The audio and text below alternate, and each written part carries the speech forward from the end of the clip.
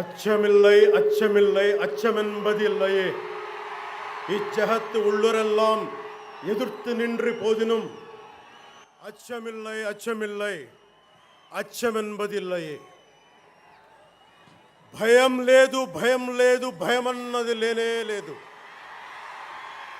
ఒక దుర్నీతి దుర్జన లోకమంతయు ఎదురొచ్చిన భయం లేదు భయం లేదు భయమన్నది లేనే లేదు. భయం లేదు కాబట్టే అసలే చీకటి గాఢాంధకారమైన వెళ్ళే దారంతా గోతులు గుంతలు లోయలు అగాధాలు ఉన్న ఇల్లేమో దూరమైన చేతిలో దీపం లేకపోయినా గుండె ధైర్యమే కవచంగా ధరించిన వాణ్ణి కనుకే అన్నీ ఒక్కడే అన్నీ ఒక్కడే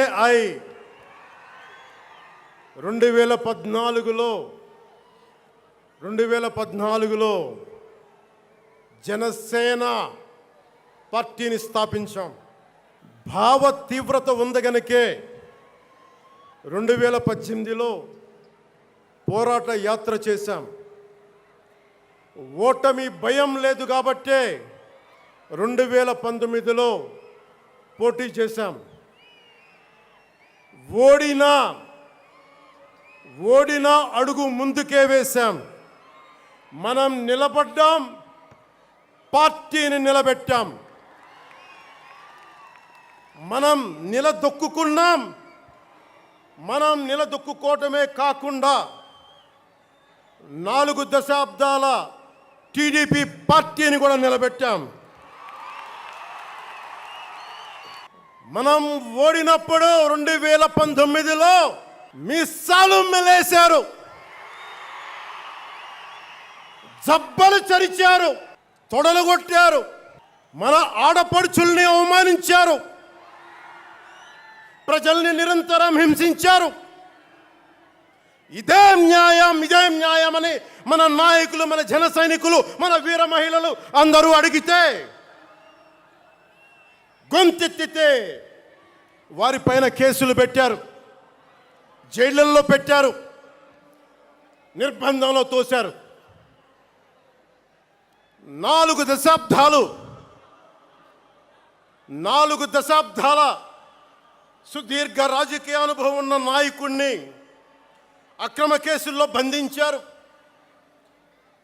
వారి తెలుగుదేశం పార్టీ కార్యకర్తల్ని, సీనియర్ నాయకుల్ని రోడ్డు మీదకి రావాలంటే భయపడేలా చేశారు.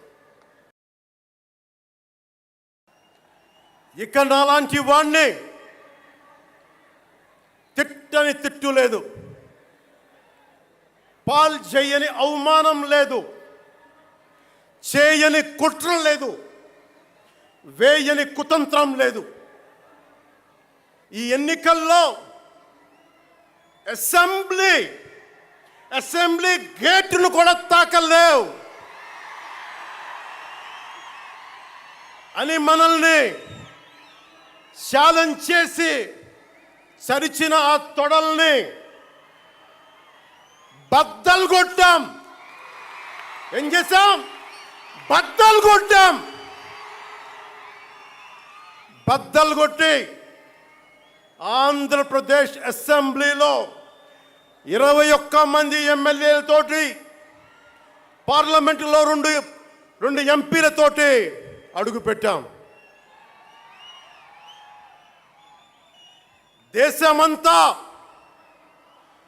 దేశమంతా తల తిప్పి తిరిగి చూసేలా 100% స్ట్రైక్ రేట్తో ఘన విజయం సాధించాం. ఎన్డీఏ కూటమి ప్రభుత్వాన్ని నిలబెట్టాం. ఈరోజు జయకేతనం ఎగరేస్తున్నాం. జై జనసేన, జై జనసేన, జై జనసేన, జై.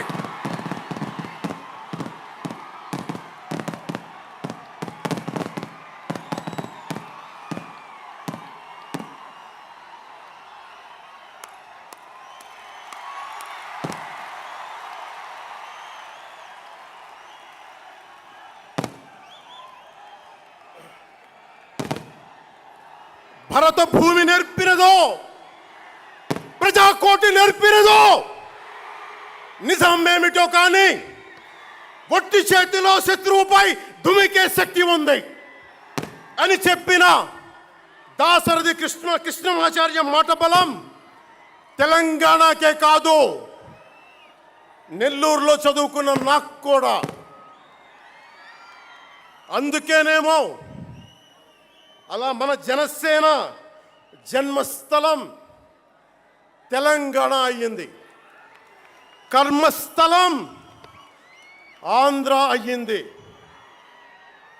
రుద్ర వీణ వాయిస్తా, అగ్ని ధారలు కురిపిస్తా, తిరుగుబాటు జెండా పట్టిస్తా, దుష్ట పాలన నుండి విముక్తి కలిగిస్తా అన్న కృష్ణమాచార్య మాటలు మాకే కాదు, మబ్బుల్లో పరిగెత్తే పిడుగులు, వేట కోసం బయటకొచ్చిన కొదమ సింహాలు వారికి కూడా ఊతమిచ్చినాయి. ఊతమివ్వబట్టే 24 ఎన్నికల్లో దాష్టీక ప్రభుత్వాన్ని దించి కూటమి ప్రభుత్వాన్ని, ఎన్డీఏ కూటమి ప్రభుత్వాన్ని గెలిపించారు. అందుకని మీ అందరికీ గుండెల్లోతుల్లో నుంచి ధన్యవాదాలు. మూగబోయిన కోటి తమ్ముల గళాల పాట పలికించి కదిలి జవమ్మ కూర్చి నా కళానికి బలమిచ్చి నడిపినట్టి నా తెలంగాణ కోటి రతనాల వీణ, నా తెలంగాణ కోటి రతనాల వీణ. అలాంటి కోటి దివిటీల క్రాంతి జ్యోతి తెలంగాణకు ఆ రోజున కరెంట్ షాక్ తగిలి చనిపోబోయిన నాకు కొండగట్టు ఆంజనేయుడి దయ, తెలంగాణ అన్నదమ్ముల దీవెన, నన్ను ప్రేమించే ప్రజలందరి దీవెన నాకు పునర్జన్మనిచ్చింది తెలంగాణ భూమి. అలాంటి తెలంగాణ నేల తల్లికి నా వందనాలు, హృదయపూర్వక వందనాలు. బండెనక బండి గట్టి 16 బండ్లు గట్టి ఏ బండిలో పోతావు కొడక నైజాం సర్కార్ రోడా అని కాలిక గజ్జగట్టి చేత కర్రబట్టి కాలిక గజ్జ కట్టి ఆటనే పాటనే ఆయుధంగా మలిచిన వాడు, యువత గుండెల్లో పోరాట స్ఫూర్తిని నింపిన వాడు, నేను కనిపిస్తే ఎలా ఉన్నావురా తమ్మి అని ఆప్యాయంగా పలకించే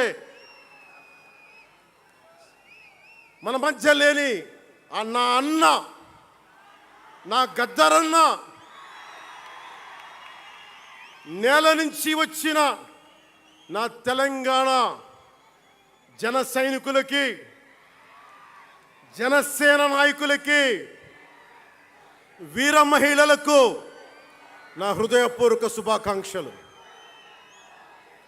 మా ఆడపడుచులు, మా వీర మహిళలు, మీ పోరాట స్ఫూర్తిని నేను మర్చిపోలేను.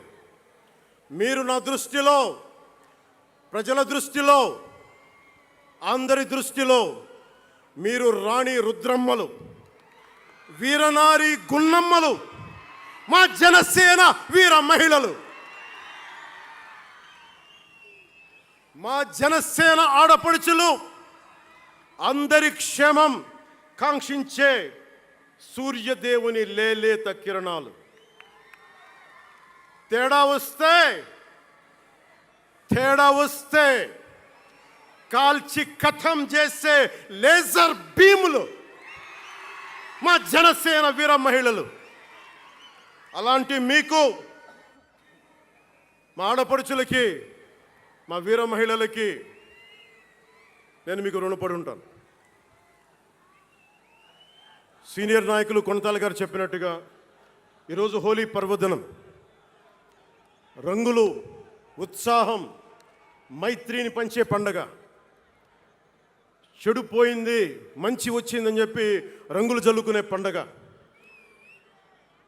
మన జయకేతనం ఎగరవేసిన రోజున హోలీ కూడా రావటం యాదృచ్ఛికం కాదు, భగవంతుడి నిర్ణయం. అందుకని దేశ ప్రజలందరికీ నా హోలీ శుభాకాంక్షలు తెలియజేస్తా ఉన్నాను. ये भगवान का आशीर्वाद है कि जनसेना का यह खास दिन होली के पावन त्योहार के साथ आया है. मेरे लिए होली रंगों का त्योहार है, एकता का त्योहार है, दोस्ती का उत्सव है, खुशी और उल्लास का पर्व है. इस शुभ अवसर पर मैं इस मंच से, पिठापुरम से आप सभी को होली की हार्दिक शुभकामनाएं देता हूं. తమిళనాడు నుంచి నాకు ఎంతో ప్రేమనిచ్చారు. మన స్పీచ్లు చూస్తారంటే నాకు తెలియదు. మన తమిళనాడు పర్యటనకి వెళ్తే అందరూ నాకు ఎంతో ప్రేమనిచ్చారు. షణ్ముఖ యాత్రకి వెళితే నేను తమిళనాడులో చాలా కీలకమైన దశలో ఉన్నవాడిని, పెరిగినవాడిని. సుబ్రహ్మణ్య భారతీయారిని స్ఫూర్తిని నింపుకున్నవాడిని. అలాంటి తమిళనాడు ప్రజలందరికీ నా మనస్ఫూర్తిగా మీకు నా నమస్కారాలు. రమణ మహర్షి ఉళ్ళిట్ట ఎన్నట్లు సిద్ధர்கள் வாழ்ந்த சித்தப்பெற்ற சித்தர் பூமி உலக புதுமரியம் திருக்குறளவை உலகக்கு தந்த ஞான பூமி அச்சமில்லை அச்சமில்லை என முழுங்கிய மகாகவி பாரதியார் வீரபூமி உலகத்தை ரட்சிக்கும் கந்தசஷ்டி கவசம் எனும் அருண்கோடை தந்த ஆன்மீக பூமியாம் தமிழகத்தை சேர்ந்த என் அன்பு உள்ளங்களுக்கு எனது அன்பு நிறைந்த வணக்கங்கள். మన మహారాష్ట్రకి వెళితే నాకు మహారాష్ట్రలో అభిమానులు ఉంటారు. అది కూడా రాజకీయ పరంగా ఉంటారు, సినిమాల పరంగా కాకుండా అని నాకు తెలియలే. ఎంతో ప్రేమనిచ్చారు. గౌరవ మహారాష్ట్ర ముఖ్యమంత్రి దేవేంద్ర ఫడ్నవీస్ గారు నన్ను రమ్మని 19 నుంచి అడుగుతూ ఉన్నారు. అప్పుడు కుదరలా, 19లో కుదరలేదు, 14లో కుదరలేదు. మొన్న హర్యానాలో మీరు రావాలి ఖచ్చితంగా అని చెప్పి ప్రత్యేకించి నన్ను పిలిపించారు. నేను ఎన్డీఏ కూటమి కోసం ప్రచారం చేశాను, భారతీయ జనతా పార్టీ కోసం. వెళ్ళిన అన్ని సీట్లు దాదాపు 95% మనం గెలిచాం, ఒక్క సీటు తప్ప. మీకు తెలుసు, నాకు మరాఠీ నేల, మహారాష్ట్ర నేల, ఛత్రపతి శివాజీ మహారాజ్ నేల, ఛత్రపతి సంభాజీ మహారాజ్ నేల. అలాంటి నేలకి ఛత్రపతి शिवाजी महाराज आणि छत्रपती संभाजी महाराज यांच्या महाराष्ट्र भूमीतून आलोल्य सोलापूर, लातूर, बिल्लारपूर सारख्या जिल्ह्यांतील जनसैनिकांना माझा मनपूर्वक नमस्कार. అలాగే కర్ణాటక నుంచి వచ్చిన అభిమానులకి, ಕರ್ನಾಟಕದಿಂದ ಈ ಹಬ್ಬಕ್ಕೆ ಆಗಮಿಸಿದ ನನ್ನ ಜನ ಸೈನಿಕರಿಗೆ, ನನ್ನನ್ನು ಪ್ರೀತಿಸುವ ಕರ್ನಾಟಕದ ಜನ ಸೈನಿಕರಿಗೆ హృత్పూర్వక నమస్కారాలు. చాలా భాషలు అయిపోయినాయి కదా. అని మీకు అర్థమైంది కదా, 2 భాషలు ఒక్క భాషలా కాదు. భారతదేశానికి కావాల్సింది తమిళనాడుతో సహా we need multiple languages, not just 2. We need multiple languages to keep, not just for the integrity of the country, but also to understand each other, to share love with each other. అందుకనే బహుభాష భారతదేశానికి మంచిది. చెప్తామా? భారత్ మాతాకి జై. బోలో భారత్ మాతాకి. అలాగే చేద్దాం చాలా వస్తుంది. చాలా సినిమాలు ఆపండి. చాలు ఓజీ చాలు ఓజీ చాలు. అంటే మీ అందరికీ నేను సినిమాలు ఎందుకు వద్దని చెప్తానంటే, సినిమాలు తక్కువ చేయడం నా ఉద్దేశం కాదు. మీరు ఓజీ సినిమాకి వెళ్ళి జనసేన జిందాబాద్ అని ఎలా అనకూడదు, ఇక్కడికి వచ్చి సినిమా ఎందుకు అనకూడదంటే, ప్రాణాలు తెగించున్నారు ఇక్కడ వాళ్ళందరూ, ఇక్కడ జన సైనికులు. ఎందుకు సినిమా మాట్లాడకూడదు అంటే, 450 మంది పైచీలకు జన సైనికులు సినిమాలను కాదు సిద్ధాంతాలు నమ్మి చనిపోయారు. వారి గౌరవం కోసం వద్దాం. అవి కూడా వినండి. మీరు వింటలేదని అర్థం. నా పేరు అరుస్తున్నారంటే మీరు నా మాట వింటలేదని. నా మాట వింటే 151 ఉన్న సీట్లు పార్టీ పోయింది. అందుకే నా మాట వినాలి. కూర్చోండి. ముందుగా నేను 11 సంవత్సరాల క్రితం పార్టీ పెట్టినప్పుడు, ఈరోజు మీకు డేటాలు చెప్పను, ఎన్డీఏ ప్రభుత్వం గురించి వీటిని చెప్పను.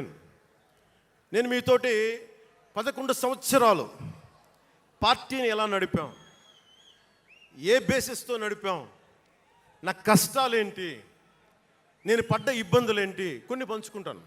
అన్నీ పంచుకుంటే సంవత్సరం కావాలి.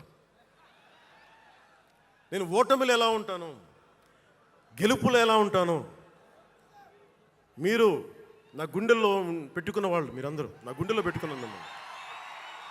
మీకు మించిన కుటుంబం నాకు లేదు. అలాంటి నేను 2014లో ఒక్కడనే కూర్చొని జ్వలిస్తూ మదించిపోతూ, మన ఆలోచనతో మధిస్తూ, ఎలా చెప్పాలి, పెద్ద రాజకీయాల మీద నా చాలామంది కసరత్తులు చేసిన వాడిని కాదు. 2009లో అప్పుడు రాజకీయ ప్రస్థానం తప్ప. 2003లో నేను మా నాన్నకి చెప్పాను ఫస్ట్. ఈరోజు మా నాన్నగారు లేరు, స్వర్గస్థులయ్యారు. మా నాన్నకి మా అమ్మకి 2003లో చెప్పారు, అమ్మ నేను ఒకరోజు పాలిటిక్స్కి వెళ్తాను. మా నాన్నకి నచ్చల మాట. శుభ్రమైన కెరీర్ పెట్టుకొని పిచ్చేంట్రా నీగా నేను. కానీ నేను చెప్పలేకపోయినా. ఆ రోజున నేను సినిమాలని దృష్టిలో పెట్టుకొని ఎదగలేదు, సమాజాన్ని దేశాన్ని దృష్టిలో పెట్టుకొని ఎదిగాను. సినిమా నాకు ఉపకరణం అయింది, కానీ సినిమా నా జీవితం కాలం. చెప్పలేకపోయినా ఆ రోజున. నన్ను చాలామంది, మీరు అందరికీ నాకు గద్దరన్న ఎలా పరిచయం అనుకుంటున్నారు మీరు? రాజకీయాల ద్వారా కాదు. గద్దరన్న ఖుషీ సినిమా చూసి మా అన్నయ్య గారిని పట్టుకొని, మా అన్నయ్య గారి దగ్గరికి వచ్చి, మా పెద్దన్నయ్య గారి దగ్గరికి వచ్చి, మీ తమ్ముడిని కలవాల్సిందే నేను. మా అన్నయ్య ఫోన్ చేశారు, అని నేను గద్దర్ గారు కలుస్తారంటాను. నాకు గద్దర్ గారంటే ఇష్టం చిన్నప్పటి నుంచి, మా నాగబాబు గారి దయ వల్ల. సరే కలిస్తే ఆయన ఎంత క్షుణ్ణంగా ఆయన పరిస్థితి చెప్పాడంటే, అరే నువ్వు దేశం కోసం సమాజం కోసం ఆలోచించేవాడివి. నీ ఏ మేరా జహా అనే పాటలో నువ్వు భరతమాతని సంఖ్యలలో బంధించి పెట్టావు కదా, నీ భావం నాకు అర్థమైందిరా అన్నాడు. నువ్వంటే నాకు ఇష్టం రా తమ్మి అని చెప్పి ఆ రోజు నుంచి మాకు స్నేహం. అది నాకు అన్న తమ్ముడ బంధమైందని ఆయన చనిపోయేలోపు. అలాగే 2006లో నేను విపరీతంగా ఒక పిహెచ్డి కోసం, ఒక స్కాలర్ ఎలా చదువుతాడో పుస్తకాల మధ్యలో సినిమాలు చేశాను. అందుకే నా సినిమాలు మీకు నచ్చి ఉండకపోవచ్చు ఆ రోజున. కానీ నా జ్వలనాన్ని ఎక్కడో ఢిల్లీలో కూర్చొని ఢిల్లీ యూనివర్సిటీలో పనిచేసే ఒక ప్రొఫెసర్, ప్రకాశం జిల్లాకు చెందిన వ్యక్తి, నాకు తెలియదు ఆయన ప్రకాశం జిల్లా వ్యక్తి. నా రోజున ఆయన వచ్చి మిమ్మల్ని కలవాలని చెప్పి ఒక నెల రోజులు నా వెంట పడితే ఆయన కలిశారు. ఆయన వచ్చి నన్ను ఒకే ఒక మాట అడిగారు 2006లో, మీరు రాజకీయాల్లోకి వస్తారా?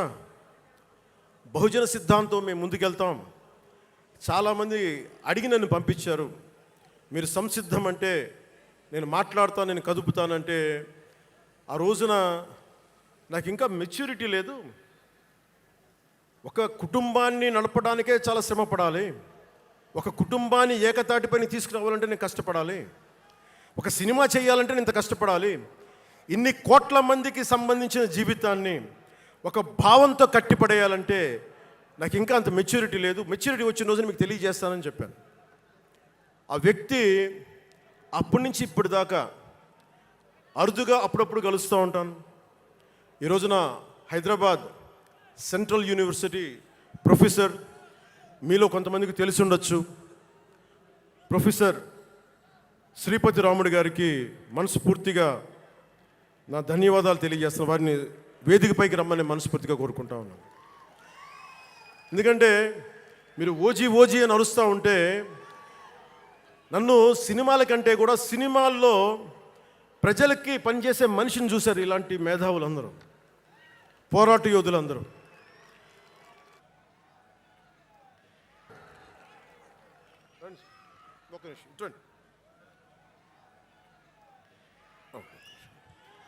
ప్రొఫెసర్ గారు మన జనసేన పార్టీ కాదు, ఆయన ప్రొఫెసరే.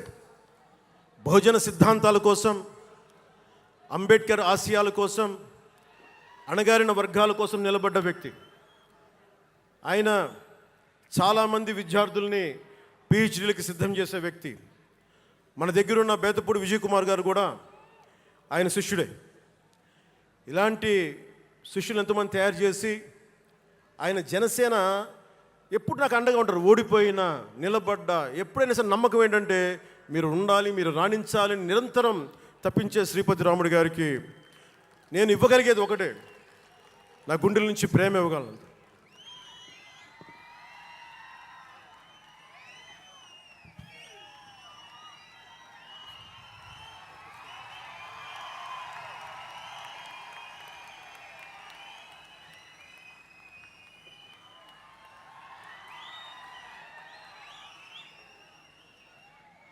అంటే కృతజ్ఞత అనేది ఎంత అవసరం, గుర్తింపు ఎంత అవసరం అంటే మనం ఏదో అయినప్పుడు కాదు, ఏవి అవ్వనప్పుడు మనం వెంట నిలబడాల్సింది. నేను థ్యాంకింగ్ నోట్స్ చెప్దాం అనుకున్నా. ఎవరికి చెప్పాలి? ముందుగా ఈ సభా వేదిక కోసం పారిశుద్ధ్య సిబ్బందికి, నా గుండెల్లో పెట్టుకొని గౌరవించే నా పారిశుద్ధ్య సిబ్బందికి ముందుగా మీ అందరికీ నా హృదయపూర్వక నమస్కారాలు, హృదయపూర్వక ధన్యవాదాలు.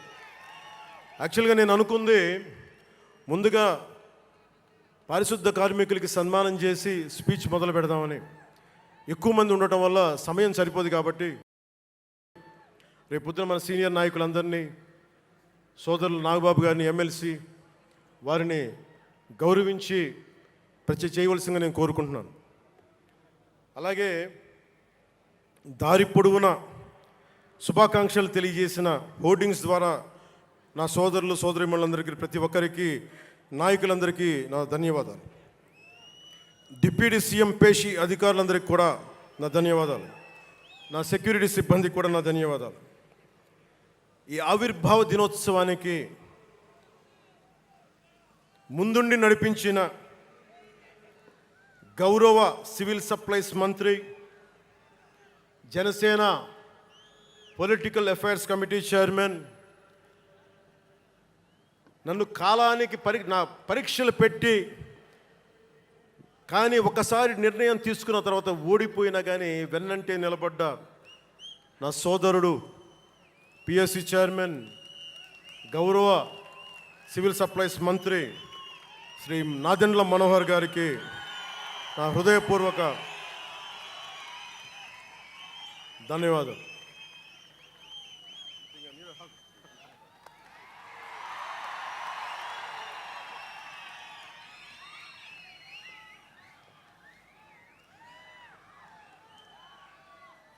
అలాగే 2009 నుండి 10 నుండి ఆయన పాలిటిక్స్లో లేకపోయినా నేనంటే ఇష్టం తోటి ఎప్పుడు నా వెన్నంటే ఉండే హరిప్రసాద్ గారికి ఏం ఆశించాలా, జీతాలు తీసుకోవాలా, జీతభత్యాలు లేవు, ఉన్నంతలోనే ఎవరి నన్ను అన్నిటికీ పాపాల భైరవుడు ఆయన. పవన్ కళ్యాణ్ ఆ నిర్ణయం తీసుకోలేదంటే ఈయనే ఉంటాడు కారణం అంట. పవన్ కళ్యాణ్ తేలిక మాట నేస్తాడు అందరి మాట. పవన్ కళ్యాణ్ కొంచెం ఆలోచన ఉంటుంది కదా, ఎవరికి ఇవ్వాలి ఎందుకు ఇవ్వకూడదని. కానీ ప్రతిదానికి నేను తీసుకున్న నిర్ణయాలకి ఆయన భరించాడు. అలాంటి అన్నిటినీ భరించి నా వెన్నంటే ఉన్న హరిప్రసాద్ గారికి మనస్ఫూర్తిగా నా ధన్యవాదాలు.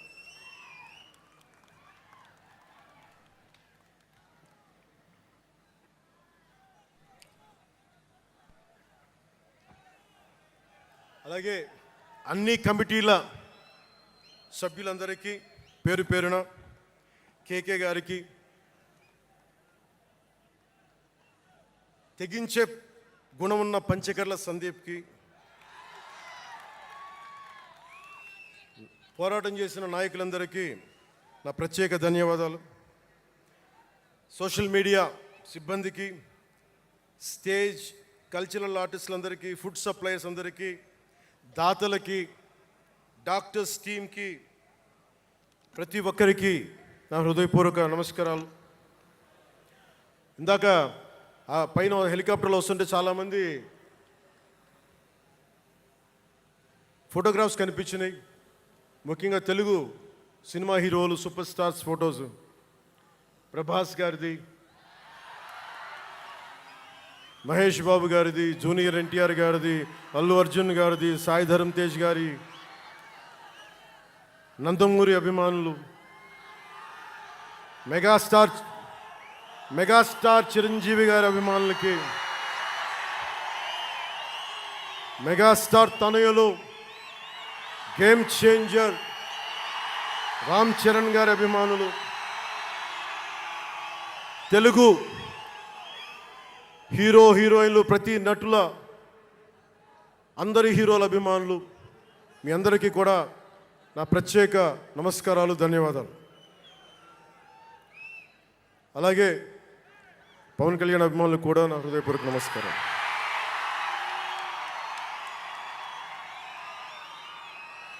మద్దతు ఇచ్చిన జనసేనతో పాటు ఎన్డీఏ కూటమి పక్షాలైన తెలుగుదేశం, బీజేపీ నాయకులకు, కార్యకర్తలకు నా ప్రత్యేక ధన్యవాదాలు. అసలు మనం ఇంత ఘన విజయం సాధించాం. మనం కలిసి పోరాటం చేశాం, కష్టాలు ఉన్నప్పుడు చెయ్యినందించాం. అది గుర్తుపెట్టుకొని ఈ రోజున డిప్యూటీ ముఖ్యమంత్రి, ఉప ముఖ్యమంత్రిగా కలిసి ఒక వ్యక్తితో బలంగా ప్రయాణం చేస్తూ ఉన్నాను. 4 దశాబ్దాల సుదీర్ఘ అనుభవం రాజకీయ నాయకులు, హైటెక్ సిటీని రూపకల్పన చేసిన దార్శనికుడు,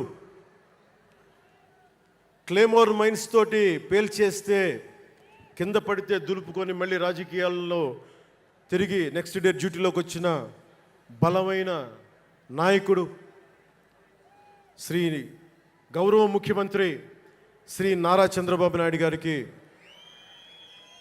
వారి తనయులు శ్రీ నారా లోకేష్ గారికి నా హృదయపూర్వక ధన్యవాదాలు, నమస్కారాలు.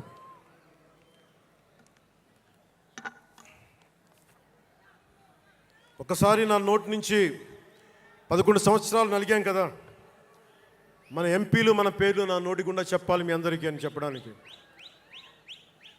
నాదెండ్ల మనోహర్ గారికి, కందుల దుర్గేష్ గారికి, ఎంపీలు తంగెళ్ళ ఉదయ్ శ్రీనివాస్ గారికి, వల్లభనేని బాలశౌరి గారికి, కొణిదెల నాగబాబు గారికి, హరిప్రసాద్ గారికి, నిమ్మక జయకృష్ణ గారికి, లోకం మాధవ గారికి, కొనతాల రామకృష్ణ గారికి, పంచకల్ల రమేష్ బాబు గారికి, సుందరపు విజయ్ కుమార్ గారికి, చనిపోయిన వంశీకృష్ణ యాదవ్ గారికి, పంతం నానాజీ గారికి, బత్తుల బలరామకృష్ణ గారికి, శ్రీ దేవీవర ప్రసాద్ గారికి, గిడ్డి సత్యనారాయణ గారికి, పులపర్తి ఆంజనేయులు గారికి, బొమ్మిడి నాయకర్ గారికి, బోలిశెట్టి శ్రీనివాస్ గారికి, పొత్సమాత ధర్మరాజు గారికి, చిర్రి బాలరాజు గారికి, మండలి బుద్ధప్రసాద్ గారికి, ఆర్ శ్రీధర్ గారికి, ఆరణి శ్రీనివాసులు గారికి,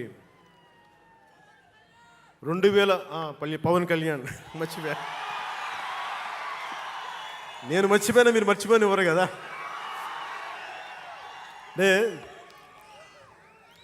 ఇది మన 11వ సంవత్సరం. వారు 11కి అంకితం చేశాం.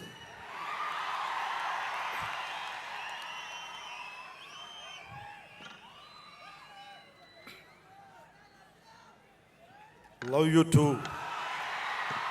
అలాగే ఈ సభకి పోలీస్ వ్యవస్థ మీకు తెలుసు, మనం ఎంత నలిగిపోయామో. గత 5 ఏళ్లలో మనం ఎంత నలిగిపోయామో మీకు తెలుసు. ఎన్ని ఇబ్బందులు పాలు చేశారో తెలుసు. ఆ రోజు నుంచి కూడా ఈ రోజుకి వరకు నాకు పోలీస్ శాఖ అంటే చాలా గౌరవం. ఎందుకంటే పోలీస్ శాఖకి స్వయం నిర్ణయాలు చేసే హక్కు ఉండదు, డ్యూటీయే ఉంటుంది. బ్రిటిష్ వాళ్ళు పరిపాలించినప్పుడు పోలీస్ కూడా బ్రిటిష్ అధీనంలో పనిచేశారు తప్ప వాళ్ళకి ఇవ్వబడ్డ డ్యూటీ చేశారు. భగత్ సింగ్ని కొట్టమంటే కొట్టారు, జైల్లో పెట్టమంటే పెట్టారు, గాంధీ గారిని లాక్కెళ్ళిపోమంటే లాక్కెళ్ళిపోయారు. వాళ్ళు చేయకపోతే అది డ్యూటీకి విరుద్ధం అవుతుంది, చేయక తప్పదు. మరి అదే పోలీస్ ఆ రోజున వచ్చారు. స్వాతంత్రం వచ్చిన తర్వాత మిలిటరీ కూడా అంతే. అందుకనే నాకు పోలీస్ శాఖ మీద ఎప్పుడు వ్యక్తిగతంగా కోపం ఉండదు, ఏదో కొద్దిమంది వ్యక్తులు ఎక్కువ చేస్తే తప్ప. అలాగా ఈ రోజున చాలా గొప్పగా నిలబడ్డ, సహకరించిన పోలీస్ అధిపతి డీజీపీ గారికి, కాకినాడ జిల్లా ఎస్పీ బిందు మాధవ్ గారికి, కలెక్టర్ శ్రీ షణ్మోహన్ గారికి, రెవెన్యూ అధికారులకు, ఇతర పోలీస్ అధికారులకు, మున్సిపల్ అధికారులకు, బందోబస్తు డ్యూటీకి వచ్చి అన్ని జిల్లాల నుంచి వచ్చిన నలిగిపోయి ఎండలో ఉన్న నా కానిస్టేబుల్ సోదరులకు, ప్రతి ఒక్కరికి పేరు పేరున నా హృదయపూర్వక ధన్యవాదాలు, హృదయపూర్వక కృతజ్ఞతలు. నా ఇష్టం, నా కోరిక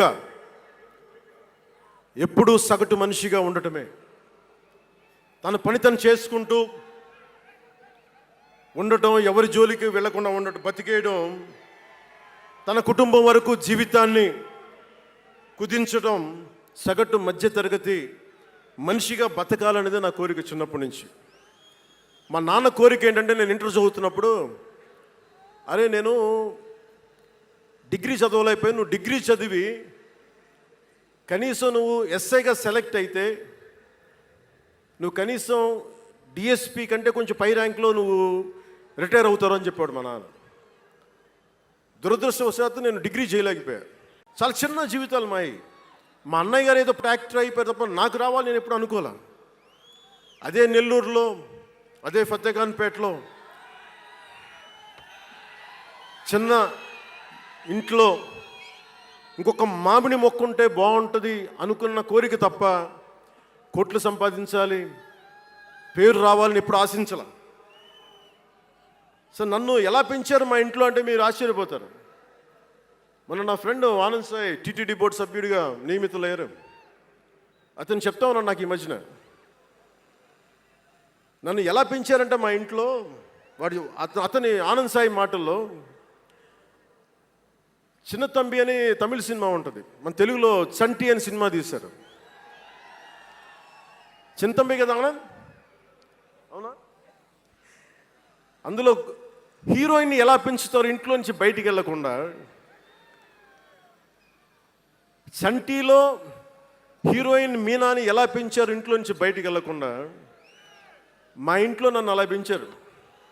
వీడి బయటికి వెళ్తే ఏమైపోతాడో, సున్నితమైన వ్యక్తి, వీడికి ఆస్తమా ఉంది, వీడికి ఇలాంటి పరిస్థితుల్లో నన్ను ఇంట్లో నుంచి కదలనివ్వకుండా, ఎక్కడికి వెళ్ళనివ్వకుండా, ఎక్కడికన్నా బయటికి వెళ్తే పంపించారు.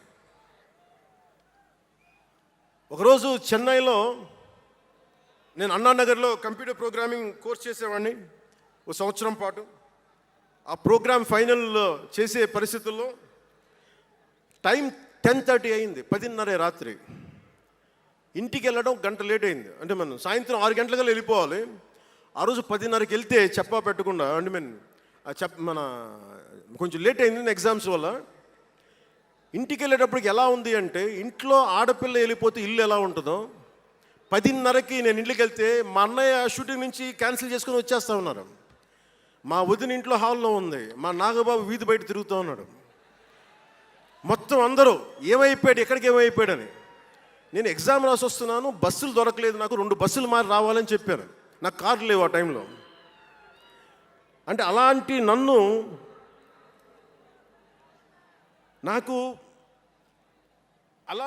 పెంచారు నన్ను. ఇది మా నాగబాబు గారు ఇక్కడే ఉన్నారు, అడగండి, ఆ రోజు గుర్తుండి ఉంటుంది ఆయనకి. అలాంటి నన్ను పాలిటిక్స్ చేస్తానని కానీ, సినిమాల్లోకి వస్తానని కానీ ఎవరు ఊహించలే. ఎందుకంటే నేనే ఊహించలే. పోనీ 18 ఏళ్ల వయసులోనో 20 ఏళ్ల వయసులోనో 10:30కి లేటుగా వచ్చామంటే ఒక అర్థం ఉంటుంది. అక్కడమ్మాయి ఇక్కడ అబ్బాయి, గోకులంలో సీత, సుస్వాగతం, తొలి ప్రేమ చేస్తున్న సమయంలో, మేబీ తొలి ప్రేమ ముందు అటో ఇటో, సంగీత్ థియేటర్లో, హైదరాబాద్ సంగీత్ థియేటర్లో క్లింట్ ఈస్ట్వుడ్ నాకు ఇష్టమైన హీరో, అతను సినిమాకి వెళ్ళా. బ్రిడ్జెస్ ఆఫ్ మ్యాడిసన్ కౌంటీ అని ఒక ఇంగ్లీష్ నవల్ ఆధారంగా తీశారు. అది నాకు ఇస్తుంది ఆ నవల్. సో ఎలా తీశారని చెప్పి నేను షూటింగ్ రిలీజ్ కూడా అయిపోయినట్టుంది తొలి ప్రేమ. నేను నా ఫ్రెండ్ ఆనంద్ సాయిని, హరీష్ పాయిని, ఇంకో 2-3తోటి సెకండ్ షోకి వెళ్ళా. సెకండ్ షోకి వెళ్ళి ఇంటికి వస్తే కింద మా నాన్న, ఇంట్లో పైన రూమ్లో పడుకోవాల్సిన మా నాన్న కింద కుర్చీ వేసుకొని ఓ నీలకమల్ చైర్ వేసుకొని నా కోసం వెయిట్ చేస్తూ ఉన్నాడు. ఎక్కడికి రా వెళ్ళామని. షూటింగ్ అన్నాడు. షూటింగ్ అన్నాడు, సినిమాకి వెళ్ళానంటే ఆయన ఎట్లా తిట్టాడంటే నన్ను, నేను చాలా తప్పుడు పనులు చేసేస్తున్నట్టుగా, ఏదో బార్లో కూర్చొని తాగేసినట్టుగా. నేను అప్పటికి కొంచెం గుండె ధైర్యం తెచ్చుకొని చెప్పాను. అక్కడ మా నాన్న అంటే భయం, చిన్నప్పుడు చాలా కొట్టేవాడు మా నాన్న మమ్మల్ని. ఆ భయం నన్ను కొట్టింది తక్కువ కానీ మా అన్నయ్యను కొట్టింది ఎక్కువ. సో ఎముడికి మొగుళ్ళలో ప్రసాద్ బాబు ఉంటాడు. చిరంజీవి గారు పక్క వ్యక్తిని కొడితే ఇతను లైన్లోకి వచ్చేస్తాడు. అక్కడ నేను డిసిప్లిన్లోకి వచ్చాను. అట్లాగే వీళ్ళని కొడితే నేను డిసిప్లిన్లోకి వచ్చాను. నాకు ఆయన కొట్టక్కర్లేదు, నేను డిసిప్లిన్గా ఉంటాను. సో నాకు మా నాన్న చూడగానే భయం వేసింది. కొడతాడా గబుక్కున బాగుండదేమో అనుకునేవాడు. నేను చెప్పాను, కొంచెం బలం తెచ్చుకొని 3 సినిమాలు హిట్లు వచ్చినాయి, 4వ సినిమా రిలీజ్ అయ్యి హిట్ అయింది తొలి ప్రేమ. నాన్న నేను హీరో నన్న సంగతి కూడా మర్చిపోకు, నువ్వు అర్థం చేసుకో అని చెప్పాను. ఇంకా ఎక్కువ తిట్టాడు. అంటే మా నాన్న తిట్లు ఎలా ఉన్నాయంటే చెప్పలేను. కానీ ఈ అర్ధరాత్రి అపరాత్రి తిరుగుళ్ళు ఏంట్రా, ఈ సెకండ్ షోలకి వెళ్ళడం ఏంటి, ఏదో హీరో అయ్యావు అయితే అన్నీ లిప్ చేసేస్తావా అని తల ఉంచుకొని పైకి వెళ్ళిపోయాడు. అంటే అలాంటి నేను ఇన్ని కోట్ల మందికి సంబంధించిన పాలిటిక్స్ చేయాలంటే భగవంతుడు రాసిన రాత కాకపోతే నేను కోరుకున్నదా కాదు అది. అలాంటి వాతావరణంలో పెరిగిన నేను ఈ సినిమాలు ఏంటో, ఈ పాలిటిక్స్ ఏంటో, పార్టీ పెట్టడం ఏంటో అని అనుకుంటే అంటే ఇందాక ఎందుకు బయటికి వెళ్ళానంటే ఇవన్నీ ఆలోచిస్తున్నా.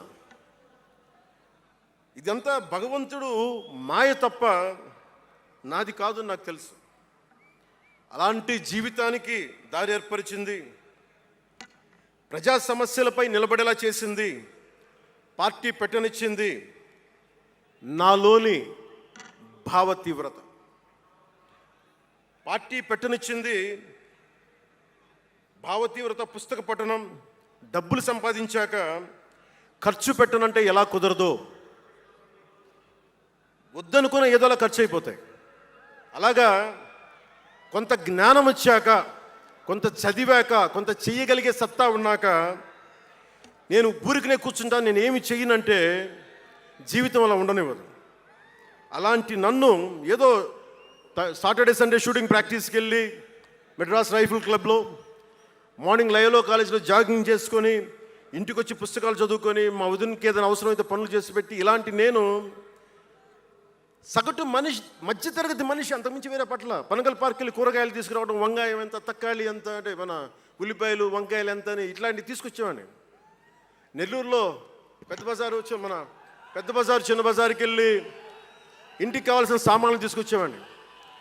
నాకు అంతకుమించి జీవితాన్ని కోరుకోలేదు నేను. అలాంటిది నేను యాక్టర్ అయ్యాను, ఈ రోజున పొలిటికల్ లీడర్ అయ్యాను, దేశమంతా గుర్తించే అయ్యానంటే ఇది ఏది కూడా నేను కోరుకుంది కాదు, నాకు ఇవ్వబడింది. అందుకే నేను కర్మే చేస్తాను, నేను ఫలితం ఆశించను. ఇవన్నీ ఎందుకు చెప్తున్నానంటే సగటు మనిషి చాలా భయాల మధ్య, చాలా బాధ్యతల మధ్య జీవితాన్ని కొనసాగించాలి. ఒక మాట అంటే ఎక్కువ, ఒక మాట అంటే తక్కువ, చాలా సన్నని గీతల మధ్య బతకాలి. ఒకలాగా చెప్పాలంటే అరిటాకు లాంటి జీవితం. అరిటాకు ఉంది కదా అని జీవితం వడ్డించిన విస్తరు అవ్వదు. చిన్నపాటి ముళ్ళు తగిలినా మొత్తానికి చిరుగుపోతుంది. అలాంటి కోట్లాది సగటు మనుషుల ప్రభావితం చేసే సినిమా కానీ, కోట్లాది మందిని ప్రభావితం చేసే రాజకీయాలు కానీ నాకు చాలా బాధ్యతనిచ్చాయి. సినిమాలో ఎంత చెప్తే మంచిది, ఎంత చెప్తే మంచిది కాదు అని ఆలోచించి చేసేవాడిని. ఒక దేశభక్తి పాట పెడితే మంచిదా, ఒక క్లబ్ డాన్స్ పెడితే మంచిదా, ఈ రెండు ఆలోచించి దేశభక్తికి వెళ్ళాను నేను. అందుకే ఏం మెరా జేహానే పెట్టాను తప్ప ఓ మై డార్లింగ్ అని పెట్టలా. అంటే ఎందుకు నేను ఆలోచిస్తానంటే, మనిషి మనెవరం శాశ్వతం కాదు. మాట అది మంచి అయినా చెడైనా, అందుకే ఆలోచించే మాట్లాడతాను ఎప్పుడు. ఈ అన్న మాట ఒక తరం 2-3 తరాలు ఉండిపోతే పర్యవసానం ఏంటి, ఎనీ పబ్లిక్ పాలసీ, ఇవన్నీ ఆలోచించి నేను జనసేన కోసం ప్రతిపాదించిన 7 సిద్ధాంతాలు చాలా మదించి, శోధించి, తర్కించి మీ ముందు పెట్టింది. సంవత్సరం కాదు, 2 సంవత్సరాలు కాదు, నేను టీనేజర్గా ఉన్నప్పటి నుంచి నాకు నెల్లూరు డైకస్ రోడ్లో డాక్టర్ కరీముల్లా గారు నాకు ఆస్తమాకు వచ్చినప్పుడల్లా నాకు డెర్ఫ్లిన్ ఇంజెక్షన్ ఇచ్చేవాళ్ళు. ఆయన కోసం వెయిట్ చేస్తూ ఉంటే ఒక బోర్డు నన్ను ఆకర్షించేది, prevention is better than cure అని. దాన్ని ఎప్పుడు గుర్తుండిపోయింది నాకు. వ్యాధి చికిత్స కంటే కూడా వ్యాధి నివారణ మేలని. అందరూ చాలామంది అనుకుంటారు కదా, ఎందుకు నాకు చెగువెరా ఇష్టం అంటే అది కమ్యూనిజమో మావోయిజమో కాదు.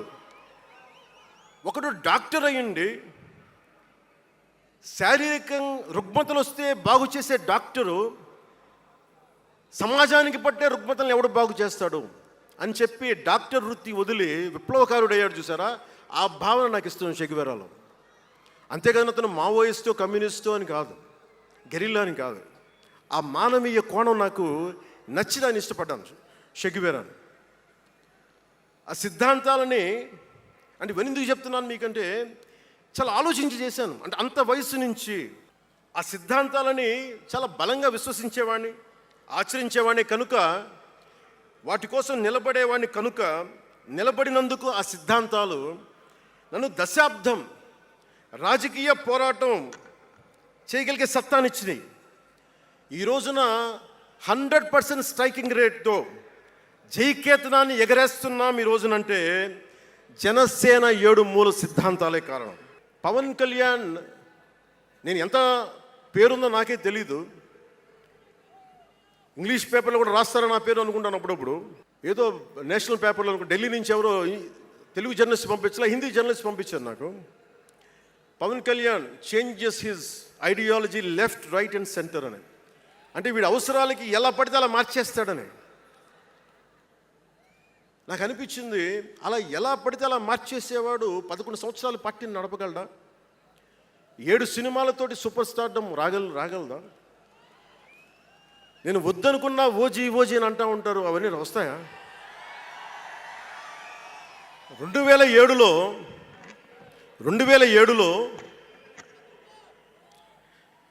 నేను కామన్ మ్యాన్ ప్రొటెక్షన్ ఫోర్స్ పెట్టినప్పుడు చాలామంది నాకు ఇష్టమైన నాయకులు, ప్రభావితం చేసిన నాయకులు, ఒకరితో ఒకరికి సంబంధం లేదు. ఒకళ్ళు నారాయణ గురు అయితే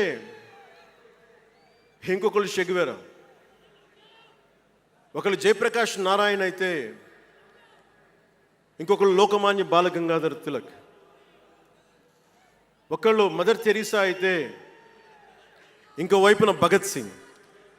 ఆ రోజు నన్ను అందరూ అన్నారు, నీకేంటి ఇంత పిచ్చి ఏంటి, నీకు కన్ఫ్యూజ్డ్ ఐడియాలజీ నీది అంటే నేను రోజు చెప్పలేకపోయాను అందరికీ. పవన్ కళ్యాణ్ ఐడియాలజీ ఏంటంటే, ఇంత భిన్నమైన వ్యక్తుల్లో ఏకత్వం చూడగలగడం పవన్ కళ్యాణ్ ఐడియాలజీ. ఆ ఏకత్వాన్ని చూడగలిగాం కాబట్టి ఆ 7 సిద్ధాంతాలు వచ్చినాయి. నాకు ఒక్కొక్కరిలో నాకు నచ్చిన అంశాన్ని తీసుకొని నాకు వ్యక్తిగతంగా బలం ఇవ్వడం చూశాను.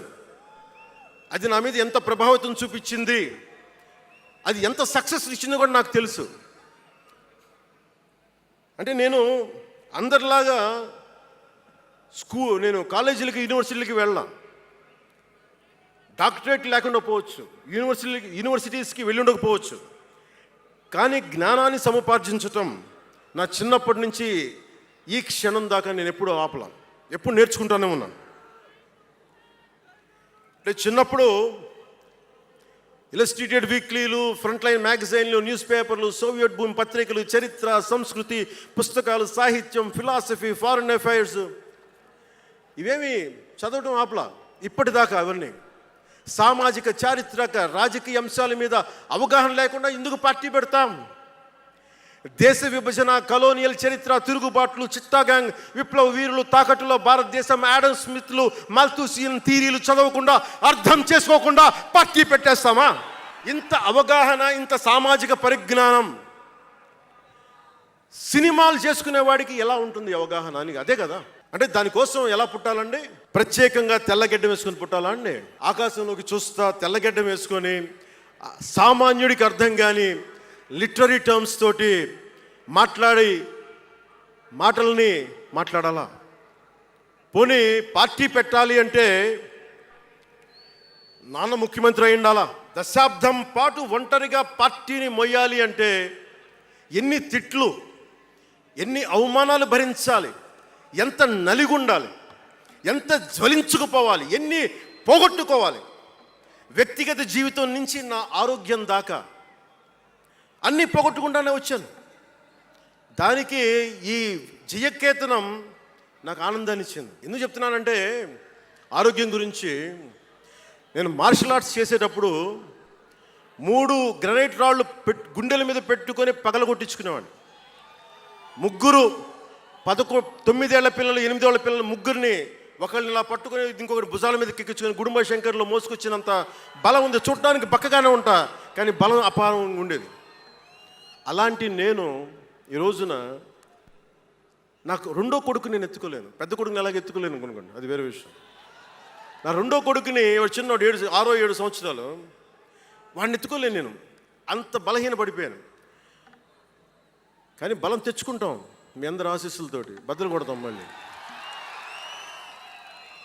అంటే రాజకీయాల్లో ఉండాలంటే 2 పిచ్చి పవర్ హంగ్రీ ఉండాలి, లేదా బలమైన సైద్ధాంతిక బలమన్నా ఉండాలి. వ్యక్తిగా ఎదగాలి, పదవే ముఖ్యం, అధికారమే ముఖ్యం. దానికోసం గుండాల్ని వాడుకుంటాం, మర్డర్లు చేయిస్తాం, వేల కోట్లు దోచేస్తాం,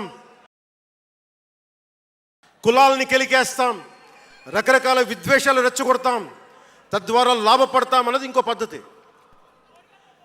నేను అది కోడికత్తిని వాడుకుంటాం, నేను అలాంటివి ఎంచుకోలే. సైద్ధాంతిక రాజకీయాన్ని ఎంచుకున్నాను. నాకు ఊహ తెలిసినప్పటి నుంచి అలాగే బతికాను. అందుకే నేను సమాజం, సమతుల్యత, భావితరాల భవిష్యత్తు, దేశం అంతరంగిక భద్రత, దేశ భద్రత, శత్రు దేశాల దాడులు ఆలోచించి దశాబ్దంన్నర నలిగి గుండె రగిలి అందరిలోనూ చైతన్యం రగిలించి ఈ రోజున జనసేన జయకేతనం ఎగరవేస్తున్నాం. ఇది జనసేన పద్ధతి. Registered party to recognised party. It took us a decade time, decade plus.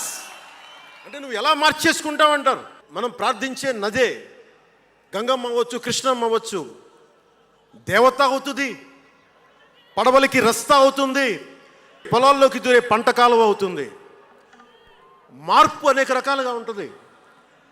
నేను మార్పు కోసం వచ్చిన వాడిని, ఓట్ల కోసం వచ్చిన వాడిని కాదు.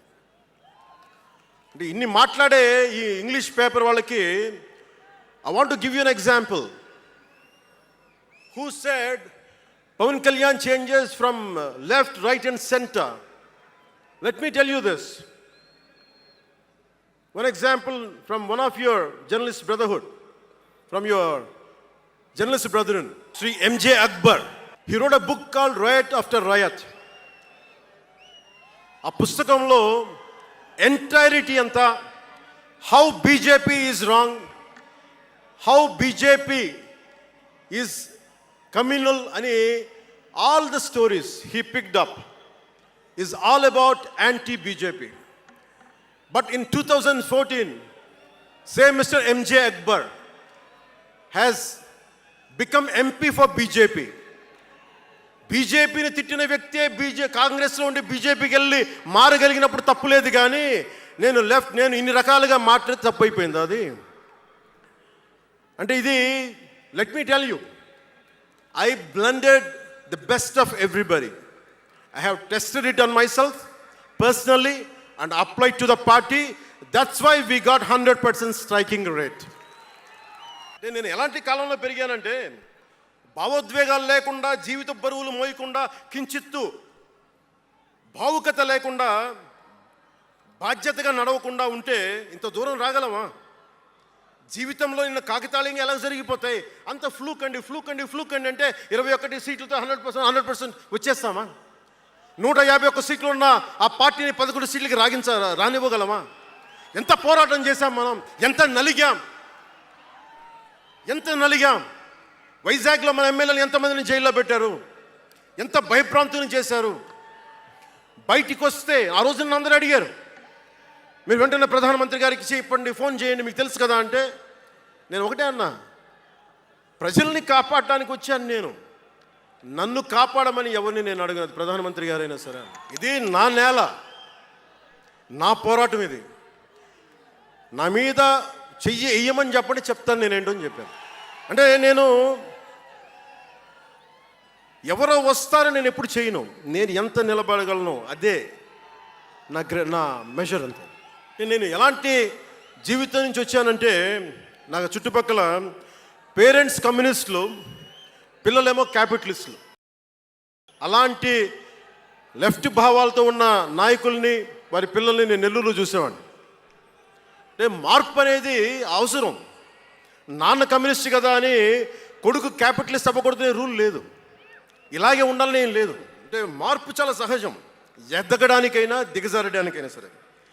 వారి ప్రవర్తనని, వారి ఆలోచన విధానాన్ని బట్టి ఉంటుంది. కులాలను కలిపే ఆలోచన విధానం, భాషలని గౌరవించే సాంప్రదాయం, సంస్కృతుల్ని కాపాడే సమాజం, ప్రాంతీయతను విస్మరించిన జాతీయవాదం, మతాల ప్రస్తావన లేని రాజకీయం, అవినీతిపైన రాజీ లేని పోరాటం, పర్యావరణాన్ని పరిరక్షించే అభివృద్ధి ప్రస్థానం, ఇవన్నీ పెట్టినప్పుడు నవ్వారు అందరూ.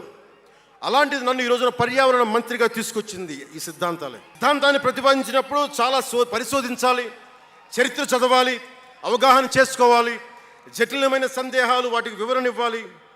ఇవన్నీ కూడా ఉండబట్టే ఈరోజు ఇంత బలంగా నిలబడగలిగాను. నేను ఇంత ఆలోచించి అడుగు ముందుకేస్తాను తప్ప అనాలోచితంగా ఎప్పుడు నేను అడిగాను. ఈ 10 ఏళ్లలో నిలబడ్డాం, బలపడ్డాం, చాలా పడ్డాం కూడా. సమాజ తీరుతెన్నులు ఎలా ఉంటాయి అని ఆలోచించేటప్పుడు నన్ను బూతులు తిట్టినా, ఆ తిట్టిన వాటిని ప్రసార మాధ్యమాల్లో ప్రసరింపజేసి డిబేట్లు పెట్టి, వీళ్ళకి నా జీవితం తప్ప ఇంకేమి లేవా, కనిపించవా అనుకునేవాడిని. అంటే మీరు చెప్పండి, ఒకళ్ళ ఇంట్లో ఆస్తి తగాదాలు, అన్నా చెల్లెల మధ్య ఆస్తి గొడవలు, రాష్ట్రానికి సంబంధమే ఉంది అది. అసలు ప్రజలు ఆలోచించాల్సింది ముందస్తుగా, అసలు ఎన్నికల్లో చేయడానికి డబ్బులు లేని వాళ్ళ దగ్గర ఇన్ని వేల కోట్లు ఎలా వచ్చినాయి? పిహెచ్డీలు చదివి నాకు ఉపాధి రాకపోతే వీళ్ళు కేవలం రాజకీయాల్లోకి వచ్చి 1000 కోట్లు ఎలా సంపాదిస్తారు? దానికోసం వాళ్ళిద్దరు కొట్టుకుంటుంటే అది మనకి ఎలా సమస్య అవుతుంది?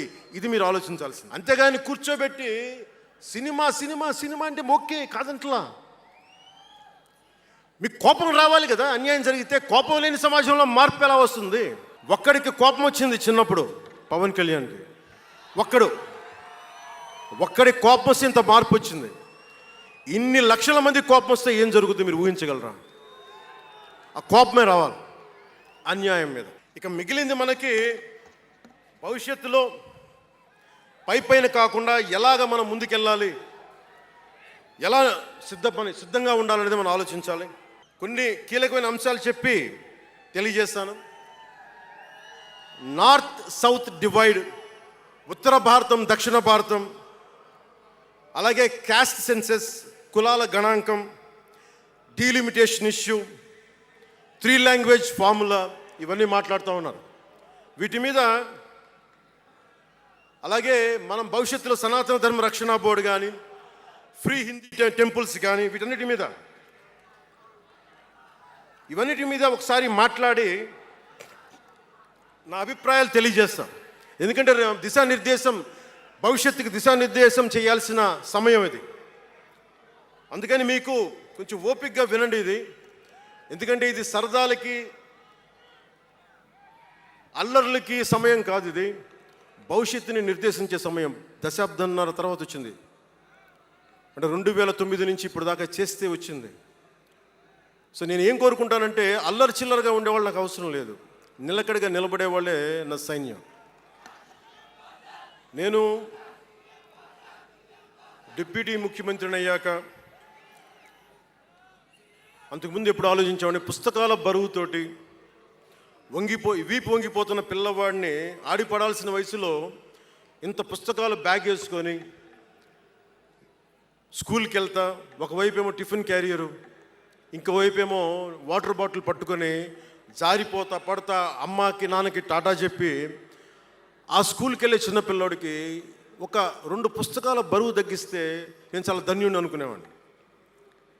అలాగే ఎక్కడో గిరిజన తాండాల్లో చుక్క నీటి కోసం ఏడ్చే గిరిజనులకి ఒక బిందెడు మంచినీళ్ళు ఇస్తే చాలా బాగుంటుంది అని చేయగలను అనుకునేవాడిని.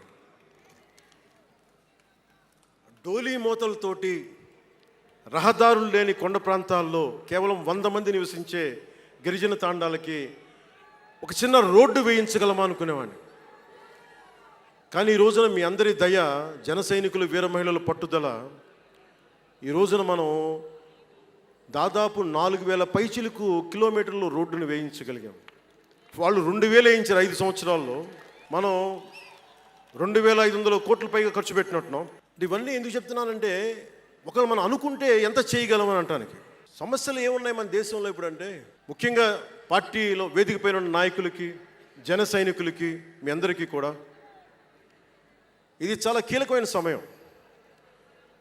2047 విజన్ అని మాట్లాడుతున్నారు గౌరవ ముఖ్యమంత్రి గారు. 2047 ప్రధానమంత్రి గారు మాట్లాడుతున్నారు. వికసిత్ భారత్, స్వర్ణ ఆంధ్రప్రదేశ్, $2 ట్రిలియన్ ఎకానమీ, భారతదేశం ప్రపంచంలోనే 3వ ఆర్థికంగా బలంగా ఉండే దేశం అవ్వాలని ఆలోచిస్తూ ఉన్నాం. ఇంత బలమైన దేశం కావాలి అంటే బలమైన ప్రజలు ఉండాలి, బలమైన నాయకత్వం ఉండాలి. నేను ఎందుకు ఇంత తపన పడతాను మీ అందరి కోసం అంటే, నాకు ఈజీగా వెళ్ళిపోయే వ్యక్తులు అవసరం లేదు, నాకు గోల చేసే వ్యక్తులు అవసరం లేదు. దేశం కోసం నిలబడే యువత కావాలి, నాకు చీల్చి చెండాడే యువత కావాలి, నాకు దేశం కోసం. అంటే ఎందుకు చెప్తున్నానంటే, సర్దార్ వల్లభాయ్ పటేల్ గారిని అడిగారంట. బెంగాల్ రాష్ట్ర విభజనప్పుడు 1920లో విభజిస్తున్నాం అనుకున్నప్పుడు దేశంలో ఉన్న జాతీయ నాయకులు అందరూ వచ్చారు, జరగకూడదని ఆప్ చేశారు. అలాంటిది భారతదేశాన్ని పాకిస్తాన్గా, భారత్గా విభజిస్తుంటే మీరు ఎందుకు చేయలేకపోయారు, ఆపలేకపోయారు? ఒక రాష్ట్రాన్ని ఆపగలిగినప్పుడు ఇది ఎందుకు ఆపలేకపోయారంటే, ఆయన అన్న మాటలో ఏంటంటే, మాకు వయసు అయిపోయింది, పెద్దవాళ్ళం అయిపోయాం, జైలులో నలిగిపోయాం, సరికొత్త యువరక్తాన్ని తయారు చేయలేకపోయాం, మాకు శక్తి సన్నగిల్లింది అని. అందువల్ల వదిలేయాల్సి వచ్చింది చేతుల అని. అది నాకు చాలా ప్రేరణ అయింది.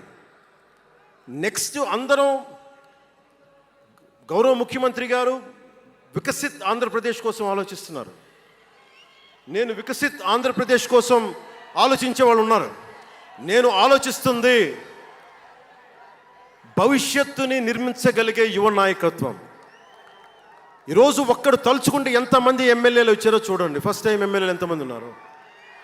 అలాంటిది మీ నుంచి ఊరికి 100 మంది నాయకుల్ని తయారు చేయాలి. రాష్ట్రం నుంచి జాతీయ స్థాయిలోకి వెళ్ళగలిగే 100 మంది నాయకుల్ని తయారు చేయగలగాలి.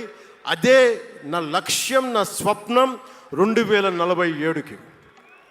అంటే ఎలా ఉండాలి అంటే, విదేశాలకి వెళ్ళాల్సిన అవసరం రాకూడదు ఇంక మనకి. మన దేశానికి మనం వీసాలు డినైల్ చేసేంత స్థాయి భారతదేశంలో ఉండాలి అంటే, దేశాన్ని సమాజాన్ని నడిపే నాయకులు మీలో నుంచే పుట్టాలి. నేను చేస్తాను దానికి ప్రోగ్రామ్స్. ఈ రోజున వేదిక పైన ఉన్న స్పోక్స్ పర్సన్స్ అందరూ ఎలా వచ్చారనుకుంటున్నారు మీరు? హరిప్రసాద్ గారికే చెప్పాను నేను, సార్ ఎలా చేయమంటారు సార్ మమ్మల్ని అని అడిగితే, మీరు వెళ్ళి జనంలోకి వెళ్ళండి, ఎవరైతే మాట్లాడగలరో వాళ్ళు పిలవండి అంటే, అలా పిలిస్తేనే ఇక్కడున్న స్పోక్స్ పర్సన్స్ అందరూ కూడా జనం మధ్యలోంచి పికప్ చేసిన వాళ్ళు అలా తయారు చేశాం. పార్టీ నిర్మాణాన్ని అలా చేశాం. నా కోరిక ఆంధ్రప్రదేశ్ తెలంగాణ నుంచి దేశాన్ని ప్రభావితం చేసే 100 మంది యువ నాయకుల్ని, మహిళలు కావచ్చు, యువకులు కావచ్చు, అదే నా లక్ష్యం. దానికోసం పనిచేద్దాం మనందరం. ఎందుకంటే సరైన నాయకులు లేకపోతే చిల్లర వేషాలు వేసేవాళ్ళు, పనికి మాలిన వేషాలు వేసేవాళ్ళు చూసాం కదా గత ప్రభుత్వంలో ఎలా ప్రవర్తించారు. వాళ్ళు వచ్చారు అంటే బలహీనత మనది, తప్పు మనది. ఎవడు వచ్చినా వదిలేస్తున్నాం మనం. అందుకని మీరందరూ దానికి సంసిద్ధం అవ్వండి. ఇంకొక మాట వాళ్ళు మాట్లాడింది ఇందాక ఆ ఇంగ్లీష్ పత్రికలో, ఒకటి చెగువేరా గురించి మాట్లాడారు, దానికి సమాధానం చెప్పాను. ఇంకోటి ఏమంటారంటే, Pawan Kalyan has suddenly become a Hindu defender, a Sanatani defender అని. Do I have to become a defender for Sanatana Dharma? It is within my blood. I don't have to prove it. Today maybe you might be seeing it today. Always I had it in my blood. నేను 14 ఏళ్ల వయసు నుంచి, right from the age of 14, I was doing దీక్ష. 14 సంవత్సరాల నుంచి ఎప్పుడు అయ్యప్ప దీక్ష చేసేవాడిని. మొన్నే మా అన్నయ్య, మా నాగబాబు, మా అమ్మ, నేను ఒక ఫోటో చూపించారు ఎవరో. నేను కాషాయ బట్టలో ఉన్నా, మా అన్నయ్య, మా పెద్దన్నయ్య, మా చిన్నయ్య, మా పెద్దన్నయ్య, మా అమ్మ నవ్వుతూ ఉన్నారు. నేను ఈ ఫోటో ఎలా పెట్టానంటే, ఏంటి జీవితం, వైరక్తి వైరాగ్యంతో ఉండేవాడు. అంటే నేను నా ధర్మం మీద నాకు అంత గౌరవం. సో నాకు మీరెవరూ కొత్తగా సర్టిఫికేట్లు ఇవ్వాల్సిన అవసరం లేదు, నేను మీకు ప్రూవ్ చేసుకోవాల్సిన అవసరం అంతకంటే లేదు. ఏదైనా మాట్లాడదాం వీళ్ళందరితో అంటే, సడన్గా నువ్వు తిరుపతి లడ్డూలు కల్తీ అయిపోతే నువ్వు ఎర్ర బట్టలు వేసుకొని ఇవన్నీ మాట్లాడుతున్నావు అంటే, నేను చెప్పండి, మీరు ఇప్పుడు దాకా 219 టెంపుల్స్, 219 టెంపుల్స్ అపవిత్రం చేస్తే, మన అంతర్వేది రథాన్ని తగలబెడితే నేను వచ్చిండొచ్చు కదా. రామతీర్థంలో రామచంద్రుల వారి విగ్రహాన్ని తల నరికేస్తే నేను బయటకు వచ్చి గోల చేసి ఉండొచ్చు కదా. ఎందుకు స్టేట్మెంట్గా పరిమితం అయ్యాం? చిన్నప్పటి నుంచి మా ఇంట్లో రామనామ జపం ఉండేది. మా నాన్న ఉమ్మడి కమ్యూనిస్ట్ పార్టీ సభ్యుడు, ఎథీస్ట్ ఒకప్పుడు, టీన్స్లో 20లో. ఆయన మరి ఎలా మారిందో మనసు తెలియదు కానీ విపరీతమైన రామభక్తుడు అయిపోయాడు నేను పుట్టేటప్పటికి. మా ఇంట్లో ఎప్పుడూ రామనామమే ఉండేది. ఆ రామనామాన్ని జపిస్తూనే నాకు జబ్బు వచ్చినా మా నాన్న రామనామమే చెప్పేవాడు. అలాంటి రామనామం జపించే మాకు రాముడి విగ్రహం తల నరికేస్తే కోపం రాకూడదంటారేంటి మీరు? ఇదే మీకు ఒక మహమ్మద్ ప్రవక్తకి పవిత్ర రంజాన్ మాసంలో మహమ్మద్ ప్రవక్తకి మీరు ఒక మాటని దూషించగలరా? దూషించి బతకగలరా? అల్లాని ఒక మాట అనగలరా? జీసస్ క్రైస్ట్ ఒక మాట అనగలరా? మేరీ మాతని ఒక మాట అనగలరా? కానీ పార్వతీ దేవిని తిడతారు, లక్ష్మీ మాతని తిడతారు. అంటే నువ్వు ఇస్లాంకి అపవిత్రం జరిగితే మాట్లాడితే సెక్యులరిజం, జగన్మాతకి కానీ, పార్వతీదేవికి కానీ, శివుడికి కానీ, రాముడికి కానీ, అయ్యప్పకి కానీ అపవిత్రం జరిగితే మా మనోభావాలు బాధపడకూడదు, గాయపడకూడదు, నోరు మూసుకొని కూర్చోవాలి. ఆ జనరేషన్ పోయిందిరా బాబు, ఆ జనరేషన్ పోయింది. ఒక తప్పుని తప్పుగానే చెప్తాం. ఒక హిందువు ఒక ముస్లిం పట్ల తప్పు చేస్తే తప్పనే చెప్తాం. ఓల్డ్ సిటీలో ఉండే ఒక నాయకుడు 15 నిమిషాలు కళ్ళు మూసుకోండి, పోలీసుల్ని మేము హిందువులకి ఏంటో మేము చూపిస్తామంటే అది తప్పు పట్టకూడదంటే ఎట్లా? అది మతోన్మాదమా? ఏం మాట్లాడుతున్నారు మీరు? బతుకమ్మ బతుకమ్మ బతుకమ్మ అని చెప్పి బతుకమ్మ పాటని మీరు వెటకారం చేసి ఓల్డ్ సిటీ నాయకుడు మాట్లాడితే దాన్ని డిఫెండ్ చేసుకోవటం హిందూ అహంకారం అంటే నేను ఏం చెప్పండి? నేను అంటే అల్లాహకు ఒక న్యాయం, మహమ్మద్కి ఒక న్యాయం, అమ్మవారికి ఇంకో న్యాయమా? అలా కుదరదు బాబు. ఈ ధర్మం అందరికీ సమాన అవకాశం ఇచ్చింది. సనాతన ధర్మం ఉండబట్టే విజయనగర రాజులు మస్జిద్ కట్టించారు. సనాతన ధర్మం కాబట్టే బంగ్లాదేశ్ని హిందువుల రక్తంతో తడిపి బంగ్లాదేశ్కి విముక్తి కలిగించాం. ఈ చరిత్ర తెలుసుకుంటే కదా. దేశ విభజన జరిగింది. మీరు ఎంతమందికి తెలుసు దేశ విభజన కష్టాలు? మీరు సినిమాలు నరుస్తారు. అక్కడ తాగిపోయారు మీరు. నేను అక్కడ తాగలా. నేను అమితాబ్కి ఫ్యాన్ని, నేను చిరంజీవి గారికి ఫ్యాన్ని. కానీ దేశానికి అంతకంటే పెద్ద ఫ్యాన్ నేను. మనందరికీ బాబాసాహెబ్ అంబేద్కర్ గారి గురించి తెలుసు. First law minister of Bharat. ఎక్కడికి వెళ్ళినా ఆయనకి 100 అడుగులో, తెలంగాణకి వెళ్ళినా ఆంధ్రాకి వెళ్ళినా 100 అడుగులో ఇంకా పైన విగ్రహం పెట్టి మనం ఆరాధిస్తాం. మీకు ఎవరికైనా తెలుసా? అంటే సనాతన ధర్మాన్ని తిడతా ఉంటారు. మీకు ఎవరికైనా తెలుసా? పాకిస్తాన్ ఫస్ట్ లా మినిస్టర్ దళిత కమ్యూనిటీకి చెందిన జోగేంద్రనాథ్ మండల్. ఆయన పేరు ఎప్పుడైనా విన్నారా? ఎంతమంది వినుంటారు? ఆయన ఏ పరిస్థితిలో చచ్చిపోయారో తెలుసా? ఆయన నేను భారతదేశాన్ని నమ్మను, పాకిస్తాన్ని నమ్ముతాను అంటే అంబేద్కర్ గారితో సహా చాలామంది వద్దని చెప్పినా కానీ ఆయన పాకిస్తాన్కి వెళ్ళిపోయి దాన్ని బంగ్లాదేశ్లో చాలా హిందూ జిల్లాలు కలిపేసి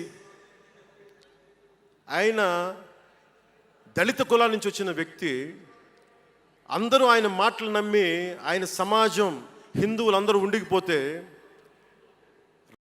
దేశ విభజన తర్వాత జరిగిన గొడవల్లో దాదాపు ఆయన కుటుంబంలో బంధువులందరినీ ఊచకోతకోసి చంపేశారు. పాకిస్తాన్ లా మినిస్టర్గా వెళ్ళిన వ్యక్తి భారతదేశానికి తిరిగి కాందీసుకుడుగా వచ్చి చనిపోయారు ఆయన. అంటే ఏం చెప్తున్నది ఇది? 10-12% ఉండే హిందువులు పాకిస్తాన్లో, 10-12% ఉండే హిందువులు ఉండే పాకిస్తాన్లో, బలూచిస్తాన్లో అంతమంది ఉండే హిందువులు ఈ రోజున 1%-2% పడిపోయారు. బంగ్లాదేశ్ గొడవల నుంచి హిందువులు పారిపోతున్నారు. మన దేశంలో అలా జరిగిందా? ఎంత మర్యాద ఇస్తాం ఇస్లాంకి? నా దగ్గర ఉండే వ్యక్తులను అడగండి, ఇస్లాం పాటించే నా దగ్గర ఉండే నా సన్నిహితులను అడగండి. ఇది పవన్ కళ్యాణ్ గొప్పతనం కాదు, సనాతన ధర్మం నాకు నేర్పింది ఇది. నువ్వు రాముణ్ణి ఆరాధించు, అల్లాని గౌరవించు, అల్లాని ద్వేషించమని మాకు సనాతన ధర్మం చెప్పలా. ఇది చెప్పాలి, అర్థం చేసుకోవాలి. నేను ఒకసారి వైజాగ్లో 19లో ఒక సీనియర్ నాయకులను అడిగాను. నేనేమడిగానంటే secularism, what is the true meaning of secularism అని. మీరు ఒక హిందువు తప్పు చేస్తే ఖండించండి, ఒక ముస్లిం పట్ల ద్రోహం చేస్తే ఖండించండి, శిక్షించండి. అలాగే ఒక ముస్లిం ఒక హిందువుల్ని ద్వేషించినా దాడి చేసినా శిక్షించండి. ఇద్దరికి శిక్ష ఒకటే. అలా కాకుండా వీళ్ళనంటే ఓట్లు పోతాయి, వీళ్ళంటే ఓట్లు పోవని ఓట్లు రాజకీయం చేస్తేనే కదా ఈ రోజున ఇంత హైందవం భగవాన్ ఎందుకు ఉంది అంటే దీనివల్లే. Because of pseudo secularist.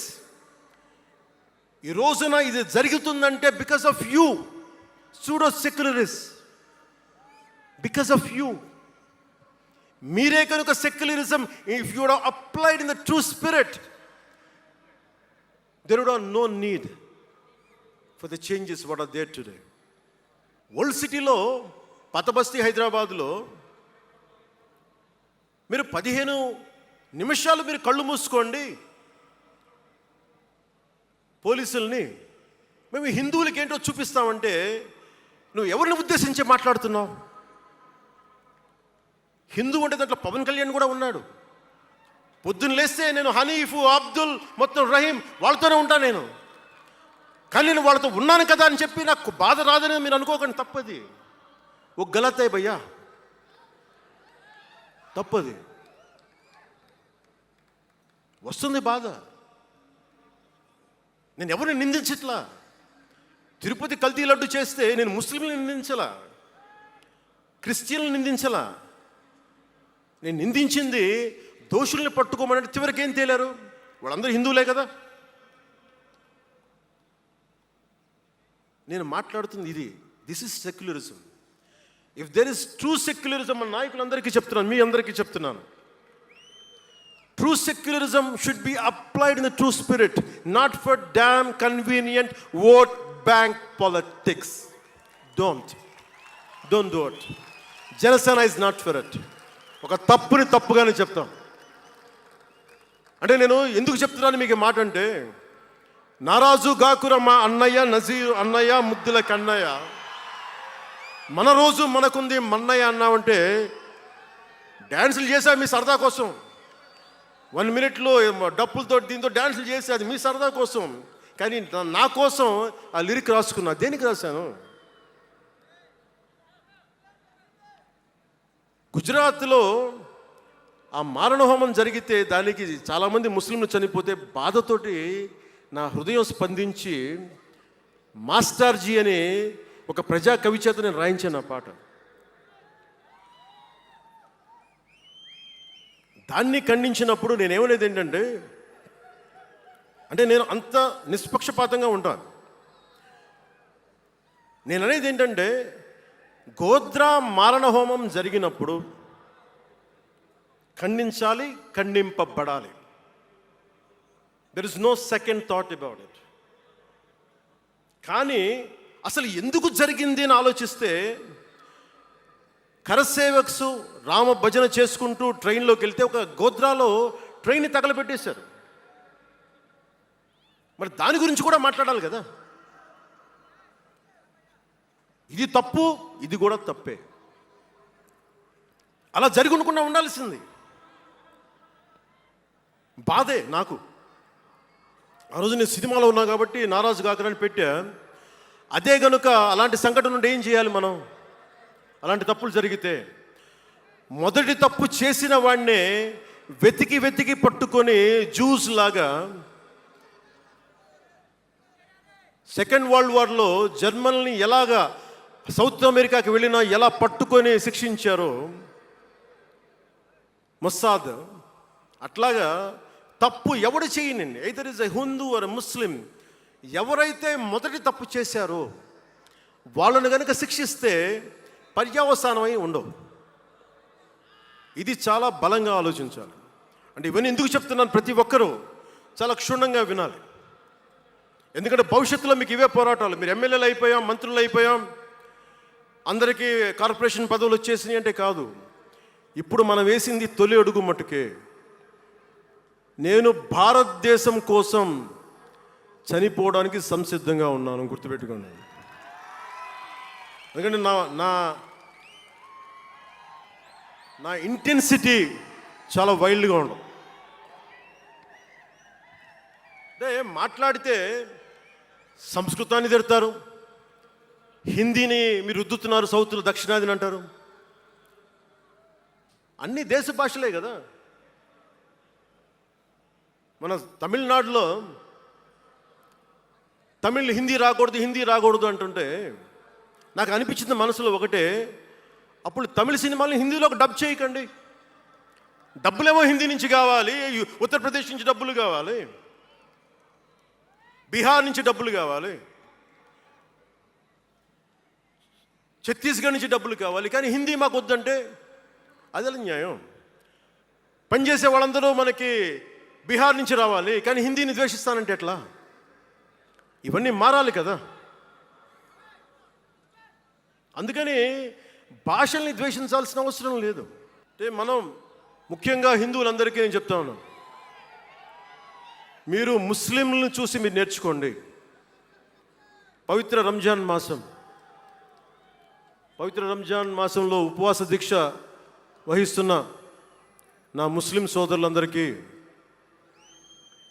నా హృదయపూర్వక రంజాన్ శుభాకాంక్షలు. సంస్కృతాన్ని తిడతారు,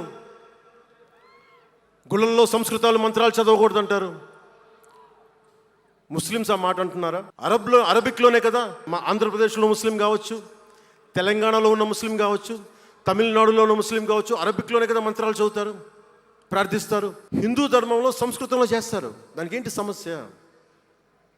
తమిళంలో చదవాలా, తెలుగులో చదవాలా, కన్నడంలో చదవాలా?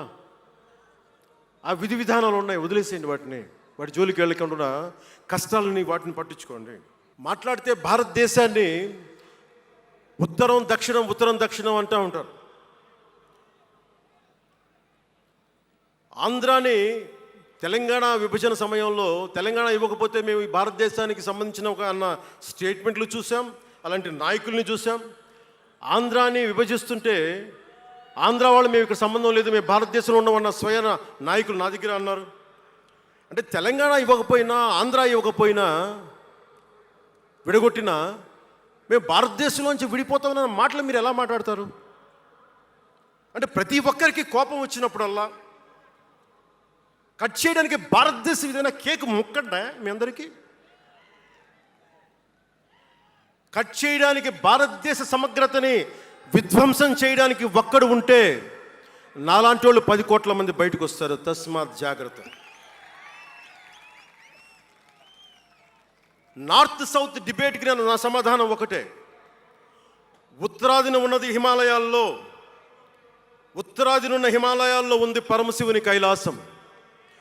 దక్షిణాదిన ఆయన కుమారుడు కుమారస్వామి మురుగన్ నివాసం. ఈ దేశాన్ని విడగొట్టే ధైర్యం, సాహసం ఎవ్వడికి ఉందని నేను అనుకోను. ఆ భయం నాకు లేదు. వారు ఎంచుకున్న ప్రదేశం ఈ భారతదేశం. అలాంటి దేశాన్ని విడగొట్టాలి అనుకుంటే ఒకసారి ఆలోచించి మాట్లాడండి. భాష వేరు, భావం వేరు. మీరు బయటవారు, మేము లోపల వారం. మీరు ఉత్తరాది వాళ్ళు తెల్లగా ఉంటారు, మేము దక్షిణాది వాళ్ళు నల్లగా ఉంటామంటే మా ఇంట్లోనే ఒకళ్ళు, మా అన్నయ్య 6 అడుగులు 2 అంగుళాలు 3 అంగుళాలు, నేనేమో 5 అడుగులు 9-10 అంగుళాలు నేను. మా బంధువుల్లో అన్ని రకాల వాళ్ళు ఉంటాం. కొంతమంది నల్లగా ఉంటాం, కొంతమంది తెల్లగా ఉంటాం. ఏం చెప్తాం దీనికి? అర్థం లేని మాటలేంటి ఇవన్నీ? ఇలాంటి మాటలతోటి దేశాన్ని విచ్ఛిన్నం చేయకండి. రాజకీయ వైరుధ్యాలు వేరు, ఆ వైరుధ్యాలు ఉండడం సహజం. వైరుధ్యాలు ఉన్నాయి అని నెపం మీద దేశాన్ని ముక్కలు చేయకండి. దక్షిణాదినున్న సెంగోల్, ఉత్తరాదినున్న ఢిల్లీ పార్లమెంట్లో ఉంది. ఒకవేళ వైరుధ్యం వస్తే వేర్పాటువాదం విడిపోమని కాదు, అది కాదు, కలిసి పరిష్కారం వెతకమని. డీలిమిటేషన్ ఉంది ఈ రోజున. డీలిమిటేషన్ జరిగితే పార్లమెంట్ సీట్లు దక్షిణాదికి తగ్గిపోతాయి అంటే అసలు తగ్గుతాయా లేదనేది డిస్కషన్ పెట్టండి. దానికి నేను రూపీ సింబల్ మార్చేస్తాను, నా భాషలో పెడతానంటే అప్పుడు మేము తెలుగులో కూడా పెట్టాలి. దానికి కన్నడ వాళ్ళు కన్నడంలో పెట్టాలి, గుజరాతీ వాళ్ళు గుజరాతీలో పెట్టాలి, మహారాష్ట్ర వాళ్ళు మహారాష్ట్రలో పెట్టాలి. దేనికైనా ఒక వివేకం, ఆలోచన ఉండద్దా?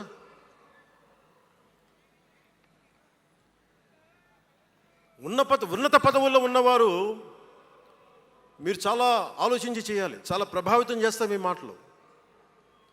ఒకటి విధ్వంసం చేయడం తేలిక, ఒకటి నిర్మాణం చేయడం కష్టం. నేను వివక్ష అనుభవించలేదు అనుకుంటున్నారా మీరందరూ? తమిళనాడులో పెరిగినప్పుడు 14 ఏళ్ళ వయసులో నేను తమిళనాడులో పెరిగినప్పుడు మైలాపూర్ స్కూల్ అన్నారే, గొల్టింగ వాడ అని పిలిచేవాడు. నాకు అర్థమయ్యేది కదా గొల్టి అంటే ఏంటి అనుకునేవాడిని. అదొక డెరిగేటెడ్ టర్మ్. అది మా మాస్టర్ గారిని అడిగాను, రామ్నాథన్ గారిని అడిగాను, సార్ ఇంత మాదిరి சொல்கிறாங்க సార్, గొల్టిని சொல்கிறாங்க సార్ అంటే ఆయన నాకు ఒకటే మాట చెప్పాడు. వాళ్ళని పిలిచాడు, వాళ్ళని తిట్టాడు, ఏదో ఏంటి సార్ గొల్టీ, ఎందుకు సార్ గొల్టీ మీనింగ్ అంటే ఆయన ఏదో నవ్వి వదిలేసి ఆయన ఒక మాట అన్నాడు, అరే தெலுங்குని ரிவர்ஸ் பண்ண கொல்ட்டின்னு சொல்லுவாங்கடா, அப்படி என்ன பெரியார் வந்து தெலுங்குக்காரன் தான்டா, పెరియార్ வந்து తెలుగుకారం தான், బలిజన్ నాయకర్ దారు అవరు. ఆ టైంలో ఇప్పుడు మన తిరుపతి రాయలసీమలో ఉండే బలిజ నాయుడు కులానికి చెందిన వ్యక్తి పెరియార్ గారు, తెలుగు ఆయన ద్రావిడ ఉద్యమ రూపకర్త. సో అందుకని భాషదేముంది, అందుకని దీన్ని పెట్టుకొని విధ్వంసం క్రియేట్ చేయడం సరైనది కాదు. జన సైనికులకి, వీర మహిళలకు, నాయకులకు, అండగా ఉన్న శ్రేయోభిలాషులకు, ఆదరించిన ప్రజలకు, నమ్మి నిలబడ్డ సహచరులకు ఒకటే చెప్పదలుచుకున్నాం, మీరే నా బంధం, మీరే నా అనుబంధం, మీరే ఈ జనసేనానికి రక్త సంబంధం. మనందరికీ ఒక కీలక కర్తవ్యం ఉంది. దాని గురించి మాట్లాడుకోబోయే ముందు కవి శేషేంద్ర వాక్యాలు చెప్పి ముగిస్తాను. ఒక తరాన్ని ప్రసవింపజేయడం అంటే ఒక తమాషా కాదు, ఒక నిండు కళల జగత్తుని మేల్కొల్పడం. ఒక దశాబ్దన్నర రాజకీయ ప్రస్థానంలో అలుపెరిగిన పోరాటం చేసిన తర్వాత లభించిన చారిత్రాత్మక విజయం అది. అందుకని మీ అందరికీ చాలా బాధ్యతగా ముందుకెళ్దాం. ఈ విజయం పుట్టుకే 100% స్ట్రైకింగ్ రేట్. అందుకే దేశం మొత్తం చూసింది. ఆ బిడ్డని మనం కాపాడుకోవాలి, చాలా జాగ్రత్తగా చూసుకోవాలి. మనందరం ఈ బిడ్డ పట్ల ఎరుకుతో ఉండాలి, బాధ్యతతో కాపాడుకోవాలి. జనసేనాని శిశువు తనని తను కాపాడుకోగలిగే వరకు మనం ఈ బిడ్డని కాపాడితే అది పెరిగి పెద్దై సమాజాన్ని కాపాడుతుంది, దేశాన్ని రక్షిస్తుంది, విశ్వశాంతికి బాటలు వేస్తుంది. అందుకే ఈ బిడ్డని మనందరం కంటికి రెప్పలా కాపాడుకుందామని చెప్పి శపథం చేద్దాం. ఒక అవతారం, దాని పుట్టుక ఎలా ఉంటుందో మహాకవి శ్రీశ్రీ కవితా పంక్తుల్లో చెప్పి ప్రసంగాన్ని ముగిస్తాను. యముని మహిషపు లోహగంటలు మబ్బు చాటున కణేల్మన్నాయి, నరకలోకపు జాగిరమ్మలు గొలుసు తెంచుకు ఉరికి పడ్డాయి, ఉదయ సూర్యుని సప్తాహయములు నురగలెత్తే పరుగు పెట్టాయి, కనకదుర్గా చండసింహం జూలు విదిలించింది, ఇంద్రదేవుని మనపటేనుగు ఘింకరిస్తూ సవాల్ చేసింది, ఆది సూకర వేదవేద్యుడు గుర్ఘరిస్తూ కోరసాచాడు, పుడమ తల్లికి పురిటి నెప్పులు కొత్త సృష్టిని స్ఫురింపింపజేశాయి. జన సైనికులు మీరు జాగ్రత్తగా ఉన్నంతకాలం మన ఎమ్మెల్యేలందరూ బాగుంటారు, మన మంత్రులందరూ బాగుంటారు, నేను కూడా బాగుంటా. మీరు డిసిప్లిన్లో పెట్టాల్సింది మమ్మల్ని కూడా డిసిప్లిన్లో పెట్టండి మీరు. అందుకని 11వ ఆవిర్భావ దినోత్సవం ముగించుకొని 12వ ఆవిర్భావ దినోత్సవం వైపు వెళ్తున్న మీ అందరికీ వచ్చినందుకు ప్రతి ఒక్కరికి ధన్యవాదాలు తెలియజేసుకుంటూ, మీ పెద్దలకి, నాకంటే వయసులో పెద్దైన వారందరికీ నా నమస్కారాలు తెలియజేయండి, పాదాభివందనాలు తెలియజేయండి. అందరూ క్షేమంగా ఇళ్ళకి వెళ్ళండి. సర్వే జనో సుఖినో భవంతు. జై జనసేన, జై జనసేన, జై భారత్, జై హింద్.